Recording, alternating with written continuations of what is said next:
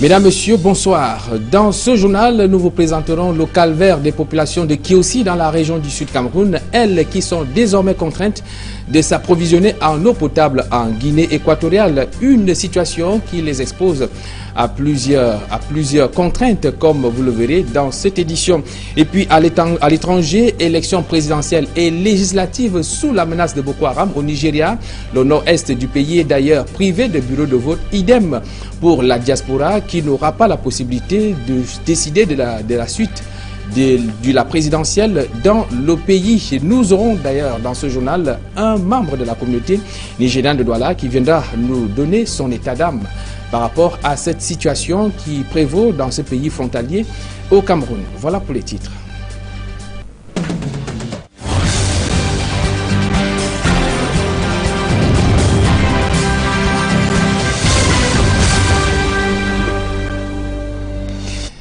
Une fois de plus, bonsoir. En ouverture de ce journal, je vous propose de faire un tour en Komba. Komba, c'est une ville, c'est un quartier de l'arrondissement de Douala, 4e dans le département du Vouri. Un an après les casses, eh bien, rien n'a changé sur le site querellé revendiqué par la Magzi. Les ruines sont toujours visibles alors que les populations déguerpies crient leur souffrance au moment où la plupart d'entre elles n'arrivent pas toujours à être recasé. C'est un reportage qui porte la signature d'Emos Fongor et Sylvestre Hippolyte Zangaou. 26 mars 2014. Nous sommes au quartier Komba, par Bonabéry à Douala 4e. Près de 10 000 maisons viennent d'être démolies sous l'impulsion de la Magzi. Un véritable champ de ruines qui suscite la douleur et l'incompréhension de ceux qui les occupaient quelques heures plus tôt. La Magzi reproche à ces nombreuses populations d'habiter illégalement cette zone industrielle. 26 mars 2015, cela fait un an que les populations de Komba ont été déguerpies. Rien n'a changé sur le site, excepté les hautes herbes qui ont remplacé les maisons qui s'y trouvaient. Les ruines sont encore visibles. Et c'est sur les traces de son domicile, qu'il a occupé durant 24 ans, que quand Auguste revient, l'air abattu, la mine serrée, sa douleur reste perceptible. Autant on nous fait perdre toute une année scolaire pour les enfants, et de deux, on ne fait rien sur le site un an après. Vous voyez, et non seulement ça, le gouvernement en place ne regarde, ne veut même pas savoir si cela existe encore dans ce monde ou pas. Âgé de 52 ans, la vie de ce père de famille s'est compliquée au fil des jours. J'étais déjà allé quelque part chez un de mes frères, il a dit qu'il n'en avait plus de chambre pour m'abriter. Alors je suis allé chez la grande sœur. Heureusement qu'elle m'a montré, grâce à l'accord aussi de son mari, ils m'ont montré un studio qui était déjà totalement délabré. La femme aussi est de son côté, elle loue aussi quelque part, toujours vers... Bon, peut-être parce qu'elle ne veut pas supporter la peine que je subis de l'autre côté. Comme Auguste Kong, Bonaventure Dachua et Robinson Tagem, un an après leur déguerpissement, n'ont pu s'abriter que sous le toit de leurs proches. J'habite chez mon beau-père au quartier de Long, avec ma famille, mes 4 enfants et ma femme. Nous habitons dans une chambre, nous 5. Je faisais travail, je me suis sorti pour les nourrir. Un an maintenant, je souffre avec les enfants. C'est une petite sœur qui m'a donné une chambre. On vit là au moins 19. J'ai 9 enfants avec des grands enfants. Des enfants encore donnés à la maison qui ne sont pas mariés. Moi-même je dors dehors avec les grands enfants. Le reste là-dedans, une chambre là. Je souffre avec l'enfant beaucoup. Un an après, ce site du quartier Komba, dans l'arrondissement de Douala 4e, est resté un champ de ruines, n'ayant pour seul habitant que quelques petites bêtes. Pour Equinox Télévision, Emos Fongo, Sylvestre Hippolyte Zangaou.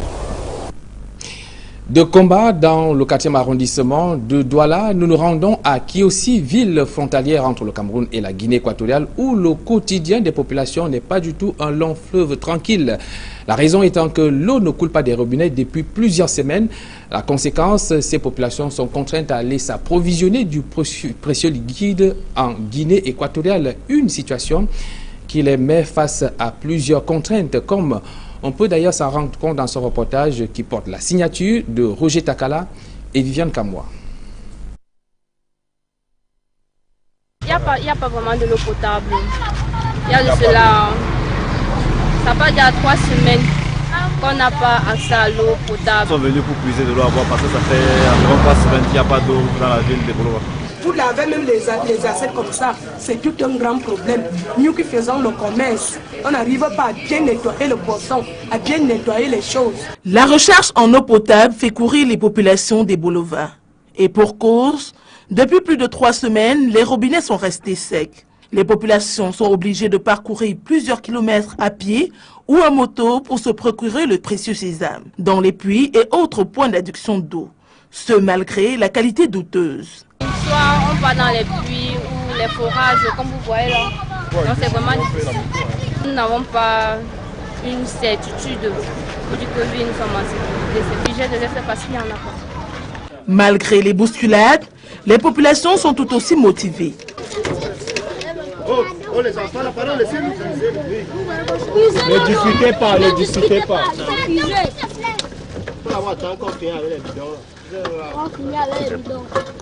Même l'arrivée de Dame Pluie ne semble pas stopper cette frénésie.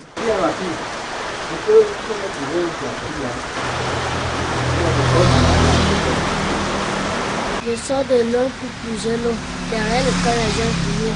Ça fait depuis on a coupé l'eau du robinet. Ils sont comme ça pour venir puiser l'eau à boire ici au forage d'air. Face à cette situation, les populations crient leur désarroi et ne savent plus à quel sens se vouer. Ils appellent les pouvoirs publics à leur venir en aide. Si le gouvernement peut vraiment voir le problème qui se passe ici à Bolova, qu'à chaque minute il n'y a pas d'eau, Vraiment nous souffrons trop. Oh les enfants, la parole, laissez-nous puiser.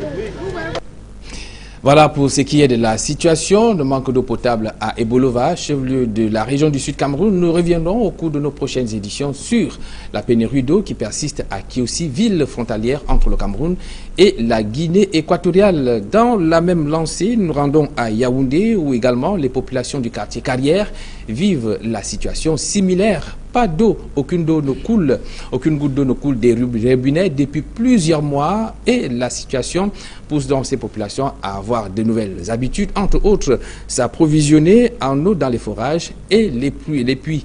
Nos reporters Élisée Mbogba et Yannick Mbazoa ont suivi le quotidien de ces populations. Suivez plutôt.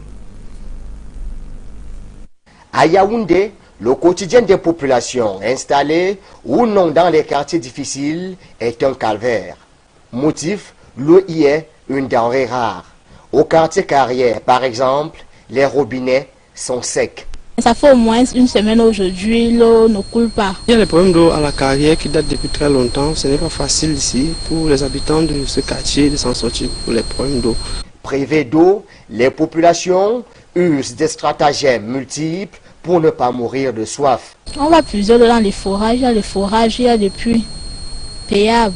On paye, on puise, c'est comme ça que nous vivons ici là. Bon, pour avoir de l'eau, on va juste dans les quartiers qui nous ravitaillent à côté, comme au quartier Mbankolo. Ce sont les forages qui soulagent au quotidien les populations du quartier. Mais depuis un certain temps, depuis peut-être 2 ans aujourd'hui, ça s'est un peu amélioré. Avec le forage qui a été fait à côté là. Même comme il est payant, ça essaie de nous soulager beaucoup. Non, justement, c'est une très grande utilité. Et ce forage, on a creusé la profondeur de ce forage. C'est 47 mètres. C'est 15 mètres de rocher, elle est très potable. L'eau provenant des robinets, par contre, quand bien même elle est disponible, n'est toujours pas de bonne qualité. Les familles sont contraintes de trouver d'autres subterfuges pour rendre l'eau potable. L'eau de la Sénèque, parfois c'est sale. Parfois, c'est pas bon, il faut d'abord laisser, après avoir recueilli ce liquide, le laisser se décanter afin de passer à l'utilisation. Yaoundé a de plus en plus soif, l'eau potable est devenue un luxe, le gouvernement, quant à lui, va de promesse en promesse. En santé, nous nous intéressons dans ce journal à l'insuffisance rénale. D'après les spécialistes en santé, des malades du sida, de l'hypertension artérielle et même du diabète sont de potentielles victimes de cette maladie. Ces mêmes experts révèlent par ailleurs que la maladie attaque aussi bien les adultes que les adolescents. Une campagne de dépistage à cette maladie a d'ailleurs été organisée ce jour dans la ville de Douala. Le compte rendu de Warren Z2 et Flavien Valondongo. Des maladies qui attaquent les reins sont multiples. Des spécialistes en épuration rénale ont parfois du mal à les citer. Néphropathie diabétique, l'hypertension artérielle peut détruire les reins. Il y a des infections, multiples infections bactériennes comme virales et des infections urinaires à répétition, VIH. On peut trouver même le tumeur, le cancer de rein. Des pathologies qui ne cessent de faire les victimes, quelquefois de manière silencieuse au Cameroun, n'épargnent pas des adolescents. Il y a les infections à streptocoque, les enfants qui font des angines à répétition, même les vers intestinaux peuvent donner l'insuffisance rénale chez les enfants par une réaction ce qu'on appelle auto-immune, une réaction immunologique. C'est-à-dire l'organisme veut se défendre contre ces infections et les anticorps que l'organisme de l'enfant a produit détruisent plutôt les reins. Des médecins affirment par ailleurs que les causes de l'insuffisance rénale chez les adultes tout comme chez les adolescents sont nombreuses. Quand un enfant a un syndrome néphrotique, il gonfle.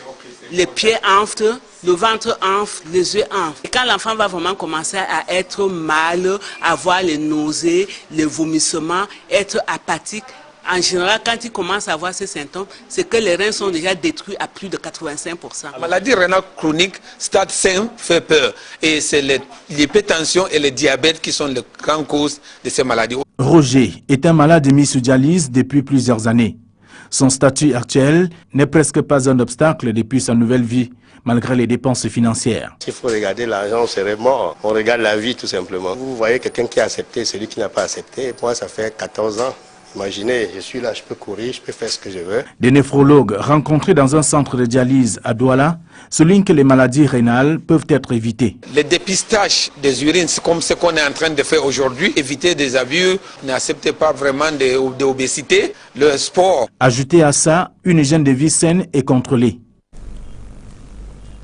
Toujours en santé, on parle cette fois-ci de la lutte contre la poliomyélite pour indiquer que le Cameroun vient de changer de statut en étant désormais pays infecté et non plus pays exportateur de cette maladie.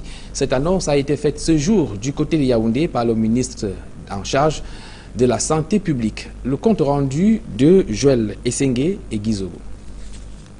C'est fait. Le Cameroun n'est plus exportateur de la poliomyélite. C'est le ministre de la Santé publique qui l'a annoncé au cours d'un point de presse à Yaoundé. Dorénavant, le Cameroun est classé dans la catégorie des pays dits infectés. Pour y arriver, il a fallu retrousser les manches à travers 10 campagnes de vaccination qui ont touché 5 806 000 enfants et 250 000 adultes des camps de réfugiés notamment. Toutefois, la situation reste fragile et oblige à maintenir les mesures de vaccination et à renforcer particulièrement la surveillance épidémiologique. C'est ainsi qu'une nouvelle campagne de vaccination va se dérouler du 27 au 29 mars prochain. Il est donc indispensable, en période d'épidémie de polio, que tous les enfants vivant au Cameroun, âgés de moins de 5 ans, soient vaccinés à toutes les campagnes engagées. Le fait de manquer de vacciner quelques enfants à un taux supérieur à 5% fragilise la protection collective et risque d'anéantir tous les efforts déjà consentis. C'est en 2014 que l'Organisation mondiale de la santé, OMS, avait déclaré le Cameroun pays exportateur de poliomyélite.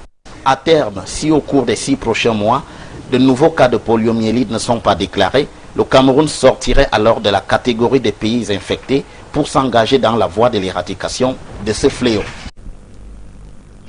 La suite du 20h, c'est avec les activités au Parlement camerounais, avec les députés qui reçoivent les pleins pouvoirs dans le contrôle de l'exécution du budget de l'État. Ils sont tous membres de la Commission des finances et de l'Assemblée nationale. Ils ont d'ailleurs reçu de Kavayegue Djibril la mention de contribuer à l'assainissement de la gestion des finances publiques. Voyons tout cela avec Élisée Mbogba et Marcelin Ganson. Limité jusqu'ici au vote des lois et au contrôle de l'action gouvernementale, les députés vont désormais s'investir dans le contrôle des finances publiques. Jusqu'à présent, la représentation nationale recevait les rapports de l'exécutif et se basait là-dessus. Un ministre nous disait que les recettes, par exemple, des douanes étaient de 800 ou 700 milliards et que les dépenses, je ne sais pas, du ministère de l'Éducation étaient de 2000 milliards ou de 1000 milliards ou de 100 milliards. Et il fallait qu'on travaille sur ces chiffres. Maintenant, c'est un travail d'approche, c'est une insertion de la représentation nationale au sein de l'exécutif pour être sûr que quand on débat au sein de la représentation nationale, que les débats portent sur des chiffres qui ont été rapportés par la Commission des finances et qui sont les bons chiffres. C'est donc un regard froid et critique que les parlementaires sont appelés à jeter sur l'exécution du budget de l'État. L'objectif étant d'améliorer la gouvernance qui fait tant défaut dans la gestion des finances publiques au Cameroun. Il est question maintenant d'avoir un droit de regard, n'est-ce pas, sur l'exécution du budget, puisqu'il s'agit de contrôle des recettes et des dépenses, d'y aller de façon à pouvoir proposer s'il y a des errements qui ont été constatés. Il revient à l'équipe conduite par la présidente de la Commission des finances et du budget de l'Assemblée nationale de donner corps à ce contrôle parlementaire des finances publiques inspiré par la loi du 26 décembre 2007 portant régime financier de l'État. L'argent est le nerf de la guerre. Et la guerre, ou plutôt la bataille de développement, passe par la mobilisation optimale des recettes. Vous qui venez d'être désigné rapporteur général des recettes ou rapporteur spécial des dépenses publiques, avez une responsabilité historique et politique que vous ne devez ni ignorer ni trahir. Pour accroître la gouvernance des finances publiques, votre rôle n'est pas de sanctionner, mais d'aider à corriger, d'aider à améliorer, d'aider à mieux faire. C'est dire que le rapporteur général des recettes ainsi que les rapporteurs spéciaux chargés des dépenses publiques ont du pain sur la planche. Bertrand Fabo Ndia prend les commandes du consulat honoraire de la République démocratique du Congo à Douala. Il a été présenté ce jour par le gouverneur de la région du littoral, Joseph Betty Assomon. À l'occasion, l'exéquatur signé du président de la République lui a été remis. Je propose à cet effet de suivre François Luambo, il est ministre conseiller, chef des missions diplomatiques de la RDC au Cameroun, au micro d'Equinox Télévision. Donc insister sur le leadership, sensibiliser les Africains du Cameroun à tous les niveaux, sur l'importance d'avoir un leadership basé sur le caractère du leader, basé sur la vision du leader et basé sur les visions, plutôt les valeurs du leader. Ce type de leadership peut contribuer efficacement et profondément et même rapidement à l'émergence d'une Afrique sur le plan socio-économique. Le deuxième objectif de ma visite était humanitaire. Je suis membre, si vous voulez, de l'organisme appelé Mercy Ships. C'est un bateau hôpital qui soigne des malades gratuitement. Nous programmons la venue du bateau hôpital, un gros bateau avec 400 personnes qui sont dédiées aux soins, qui sont des bénévoles. Alors dans la programmation, je voulais porter la question du Cameroun sur la table pour que dans les années qui viennent, vous puissiez recevoir tous ces spécialistes qui viennent du monde pour faire des soins de très haut niveau, mais gratuitement. Eh bien, en lieu et place de l'extrait de François Luambo, vous avez plutôt eu là Lazarias Ruberwa, il est le vice-président honoraire de la République démocratique du Congo. En fin de visite au Cameroun, au cours de cette visite, il a eu à rencontrer les décideurs et leaders de l'opinion camerounaise sur le leadership et l'éthique managériale dans un contexte de crise sécuritaire. La suite, c'est avec les nouvelles en ce qui concerne la présidentielle au Nigeria. La diaspora ne participera pas au vote. Les Nigériens de Douala espèrent participer à leur destin à partir de 2019, comme l'avait promis Goodluck Jonathan. Au consulat général du Nigeria à Douala, on assure que le scrutin se tiendra dans les 36 États que compte le Nigeria. C'est dans ce reportage de notre reporter Serge Alaoudou. Kang Yabassi, principal foyer de concentration de la communauté nigériane à Douala. À quelques jours du double scrutin présidentiel et législatif au Nigeria, pas d'effervescence particulière pour une veille d'élection. Mais des images diffusées en direct par une chaîne de télévision nigériane intéressent Moya Choku Emeka, commerçant arrivé au Cameroun au début des années 80. Comme je ne suis pas au pays, je n'ai pas l'occasion. Ça ne me fait pas aucun mal puisque bon, on n'a pas accordé que le vote soit plus lieu ici. Bik Okudjaku est un opérateur économique lui aussi, basé à Douala. Il accueille avec philosophie cette situation. Ça me dérange, mais en tenant compte de ce qu'il faut pour voter à l'étranger, je vois pourquoi nous ne sommes pas encore dans cette mesure de le faire. On espère que dans le jour à venir, on pouvait améliorer certaines choses qui pour nous aussi permettre d'exercer notre devoir civique. Comme eux, tous les autres Nigérians de la diaspora sont privés du droit de vote. Le président sortant Goodluck Ebele Jonathan avait promis de se pencher sur la situation. En 2013, quand le président Goodluck Jonathan, son excellence, était ici, on a posé la question par rapport à la communauté nigériane, la diaspora au Cameroun particulièrement. Il nous a dit qu'il y a certains arrangements qui se font déjà au niveau de l'Assemblée nationale et que, s'il plaît à dire, en 2019, les Nigérians qui sont à la diaspora pourront voter. En attendant 2019, et si et seulement si Goodluck Ebele Jonathan est réélu, l'élection de 2015 se fera seulement avec les Nigérians établis au pays. À la représentation économique du Nigeria à Douala, premier vice-consul général pour le littoral et l'ouest, Mohamed Aliou Goubouchi, se veut rassurant sur le scrutin du 28 mars. The level of preparedness by INEC, that is the independent, Le niveau de préparation de ces élections par la commission électorale indépendante est satisfaisant. Les électeurs disposent des cartes de vote permanentes et électroniques. Tout ceci pour éviter des mauvaises interprétations. Autre mesure, c'est la sécurité. Comme vous pouvez le constater, le Nigeria a fermé ses frontières terrestres et maritimes 2 jours avant l'élection. Il est question de s'assurer du bon déroulement des élections. Je peux vous assurer que d'après des informations en notre possession et en provenance des différents États et gouvernements locaux, que tout le matériel électoral est disponible et tout est fin prêt. all the materials necessary for the elections are there in place.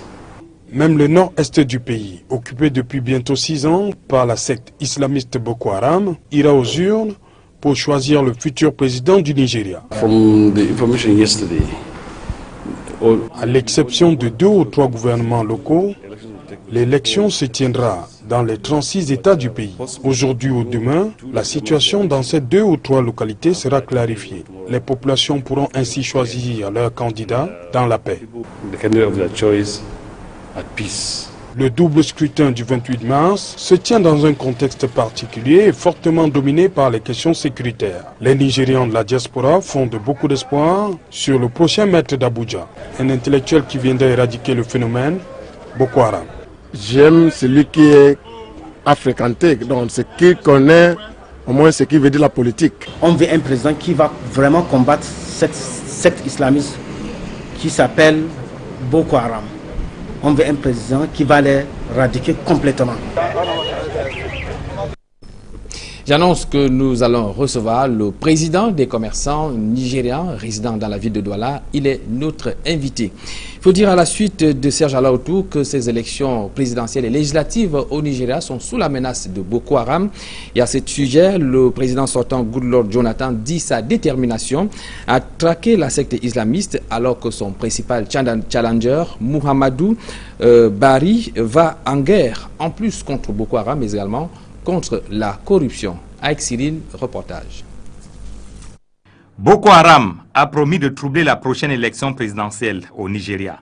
Et pour le démontrer, la secte islamiste, cette semaine, a enlevé 400 à 500 femmes et enfants dans la ville de Damasak, au nord-est du Nigeria. Du coup, la lutte contre Boko Haram anime la campagne présidentielle. Souvent critiqué de ne pas fournir assez d'efforts pour traquer Abubakar Shekau et ses complices, Goodluck Jonathan, président sortant et candidat à sa propre succession, cette fois s'est mis en treillis pour montrer qu'il allait au front contre Boko Haram. La chose principale, la chose clé, c'est d'être sûr que nous chassons Boko Haram hors du Nigeria. 14 candidats sont enregistrés pour la présidentielle au Nigeria. Si Muhammadu Buhari, principal adversaire du président sortant, promet lui aussi de traquer Boko Haram, l'essentiel de son discours repose cependant sur la lutte contre la corruption. La corruption est devenue une culture au Nigeria, mais le jour où nous prêterons serment, toute personne ayant abusé de notre confiance devra rendre des comptes. À mesure que la date du scrutin approche, la pression monte dans le pays. La police exhorte les électeurs à repartir immédiatement après avoir introduit leur bulletin dans l'urne. Les partis politiques demandent plutôt de rester et de veiller pour éviter des tripatouillages pendant le dépouillement. Mais depuis la Maison-Blanche, aux États-Unis d'Amérique, Barack Obama tire la sonnette d'alarme. J'en appelle donc à tous les dirigeants et les candidats pour faire comprendre à leurs partisans que la violence n'a pas sa place dans les élections démocratiques et qu'il ne faut pas inciter, soutenir ou perpétrer toute forme de violence avant, pendant ou après le décompte des votes. Les élections réussies et démocratiques aideront le Nigeria à relever les défis urgents auxquels vous êtes confrontés aujourd'hui.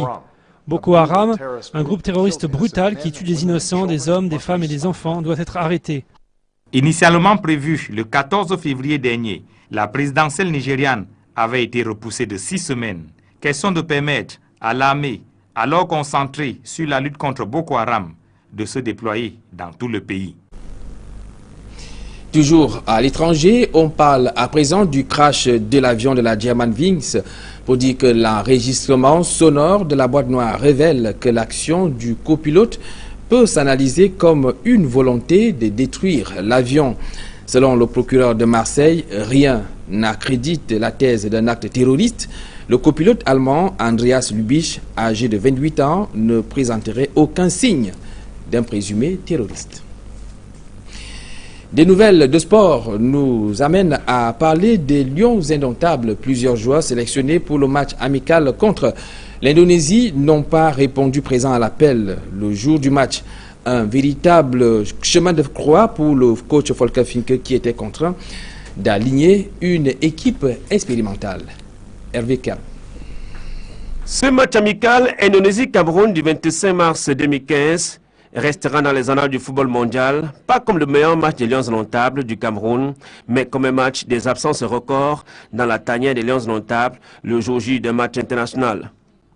Un vrai casse-tête pour le coach Volker Finke, qui ne savait pas à quel sien se vouer. Sur les 23 joueurs convoqués par le technicien allemand pour ces 2 matchs amicaux de la période FIFA, seuls 13 joueurs étaient dans les vestiaires pour ce premier match amical contre l'Indonésie. Au moment de donner le coup d'envoi de la rencontre, certains joueurs étaient encore dans l'avion et d'autres n'avaient pas donné de nouvelles. L'entraîneur Volker Finke, qui n'avait pas tous ses hommes sous la main, ne peut pas compter sur un banc de touche profond.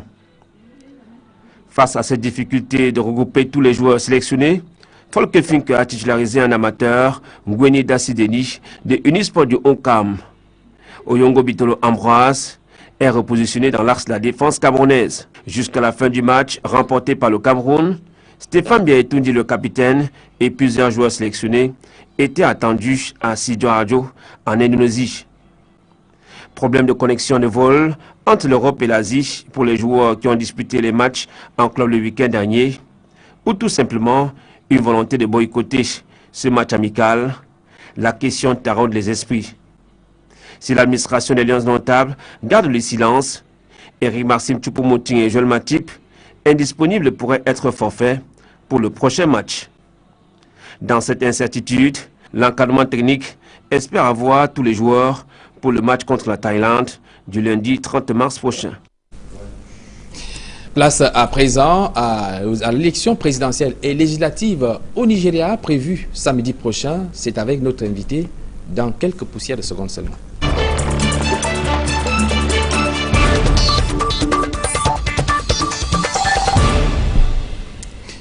Chief Augustine Noadou, bonsoir. Bonsoir. Vous êtes le président des commerçants nigérians résidant à Douala. Oui, oui. Alors, bientôt, dans quelques jours, seulement disons 2 jours, il y aura double élection au Nigeria, votre pays d'origine. En tant que ressortissant de ces pays et au vu de la guerre, des exactions causées par Boko Haram, notamment dans l'état du Borno, comment est-ce que vous vivez ce qui se passe dans votre pays? Puisque vous êtes très loin, est-ce que vous vous sentez vraiment préoccupé par la situation qui est prévue dans l'état du Borno au Nigeria? Oui, monsieur Etienne Pascal, je vous remercie pour m'inviter pour les médias de ce soir-là.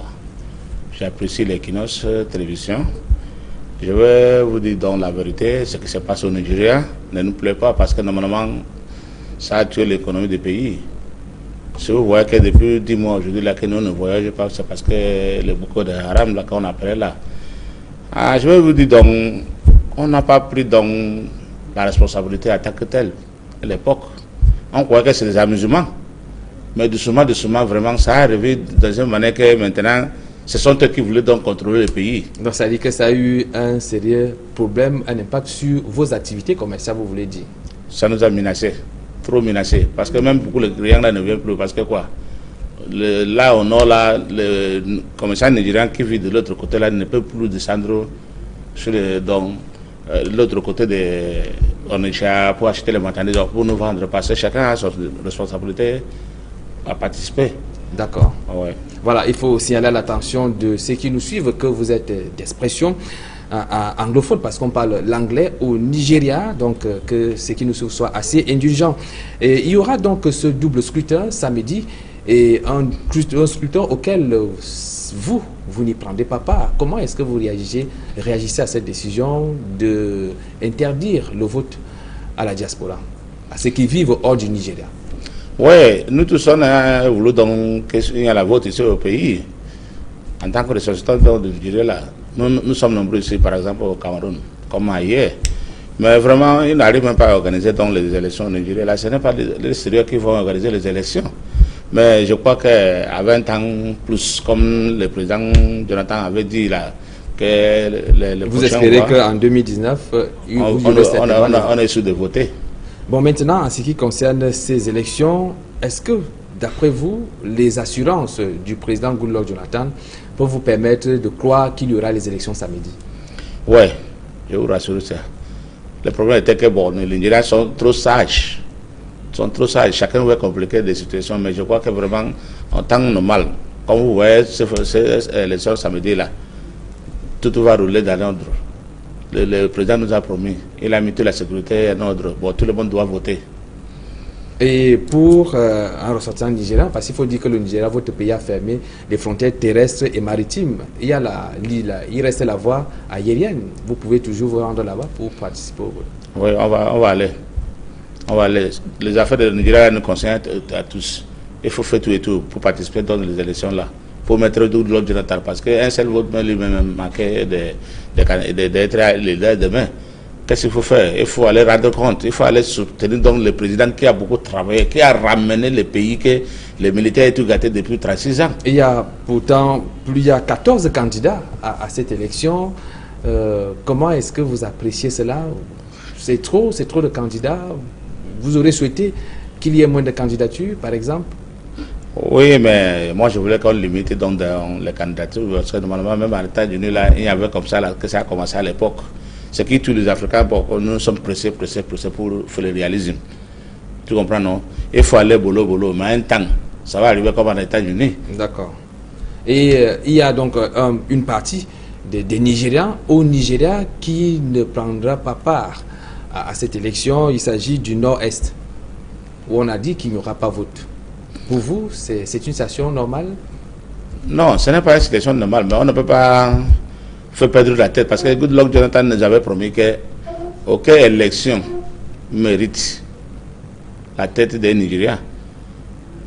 C'est vrai parce qu'on dit que ce sont les dons, les noms, ou bien c'est n'importe comment qu'on dit qu'ils ne peuvent pas voter là. Le président dit qu'il y a la menace de Boko Haram. Oui, il y a la menace de Boko Haram, mais le problème était qu'avec les cartes de vote, ils vont voter même ailleurs. Je les ai vus l'autre jour à Haïti, là, qui faisaient leur campagne. Tout le monde était réuni là pour aller à la vote. Ce n'est pas parce qu'ils n'ont pas voté dans un autre qu'on va dire qu'ils n'ont pas voté. Non, ils sont prêts à voter ailleurs. Comme par exemple, on les a logés même à Abuja. Beaucoup de menaces là-bas chez eux. Là. Maintenant, on l'a fait ramener donc à Abuja. pour voter. Parce que sans eux là, l'élection ne peut plus dire que ça ne peut pas être 100%. Et que tous les Nigérians ne vont pas prendre au vote pour vous. Oui, c'est ça, mais même en États-Unis, là, il n'y a jamais qu'on a vu 100%. C'est parfois 60%, 70%, c'est très bon. Je crois que vraiment, pour les Nigériens, ce n'est pas essentiel. D'accord. Augustine Nouadou, dites-nous, lors des récentes élections présidentielles, c'était en 2011, on avait quand même noté beaucoup de morts. Pourquoi est-ce qu'il y a toujours ce type de problèmes, les Nigérians qui ne s'entendent pas au niveau des résultats à chaque fois qu'il y a une élection au Nigeria? Comment est-ce que vous expliquez ça? Oui, mais beaucoup de gens ne comprennent pas le mot de l'élection. Ils croient que c'est la guerre. Ils croient que c'est la guerre. Oh, je veux te tuer, oh, je prends ça par la force. Non. Les choses doivent aller dans une situation que tout le monde est d'accord. Les mots que tu vois là, c'est parce que quand beaucoup de gens disent que non, j'ai déjà gagné les élections. Ou bien quand on laisse un ancien militaire qui n'est pas pris dans les gestions des gens, il n'a même pas pris les politiques, il est là seulement pour la force. Bon, quand ça ne va pas, qu'est-ce qu'il faut faire? Qu'est-ce qu'il faut attendre un militaire? Retraité? C'est la force. Qu'est-ce qu'il faut faire avec la force? C'est l'âme qui parle à ce temps-là. Mais un temps, on va encore y amener tout le monde en ordre. Alors pour vous, il serait idéal que ce soit un civil qui gagne les élections? C'est ça, parce que nous on a testé dans les anciens militaires là pendant 36 ans, qui sont gérés les pays là. Il n'y a rien, il n'y a rien. C'est la précipitation pour rien. Ils n'ont rien à prouver que vraiment ils sont dans les milieux qu'on peut gérer les gens. Mais vous voyez, je l'attends par exemple maintenant même. C'est un homme qui a ramené tout le monde dans un tableau donné et dit que mais, tout manger avec le cœur, ce n'est plus bon. Mais quand tu manges avec les fourchettes, le reste va manger. D'accord, Chief Augustine Nouadou, c'est samedi, puisque vous n'irez pas prendre part aux élections au Nigeria. Comment est-ce que cette journée, vous allez la passer à Douala? Les jours là, on va faire les prières ensemble, avec tout le peuple. Même les Camerounais vont nous soutenir là, pour les prières là, parce que normalement, c'est pas parce que tu as voté ou tu n'as pas voté qui est intéressant. Mais il faut donc la unité des pays, ça nous ramène. Nous tous, on sera ensemble le même jour là pour faire prière pour l'État de Nigeria, pour ne pas voir les violences. D'accord. C'est tout ce qu'on souhaite à ces pays voisins au Cameroun. Merci, Chief Augustine Nouadou. Il faut rappeler que vous êtes le président des commerçants nigérians exerçant dans la ville de Douala. Merci d'avoir répondu à cette invitation. Merci, Etienne Pascal Azougue. Voilà. Mesdames, Messieurs, c'est la fin de cette édition d'information. Merci d'avoir été à notre compagnie. Nous espérons vous avoir encore autant nombreux demain lorsqu'il sera 20h. Bonne soirée à toutes et à tous.